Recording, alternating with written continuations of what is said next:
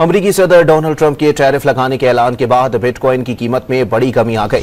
अमरीकी अखबार के मुताबिक बिटकॉइन की कीमत 10% कम होकर $78,000 से नीचे आ गई। अमरीकी सदर के टैरिफ लगाने के ऐलान के बाद यूरोपीय और एशियाई मार्केटों में शदीद मंदी भी देखने में आई। पाकिस्तान समेत मुख्तलिफ ममालिक की स्टॉक मार्केट्स में शदीद गिरावट हुई। पाकिस्तान स्टॉक एक्सचेंज में कारोबार की इब्तिदा में एक मौके पर 100 इंडेक्स 6,250 से जायद पॉइंट से गिर गया, जिसके बाद कारोबार को आर्जी तौर पर मुअत्तल करना पड़ा। अमरीकी सदर डोनाल्ड ट्रंप के टैरिफ लगाने के ऐलान के बाद बिटकॉइन की कीमत में बड़ी कमी आ गई। अमरीकी अखबार के मुताबिक बिटकॉइन की कीमत 10% कम होकर $78,000 से नीचे आ गई।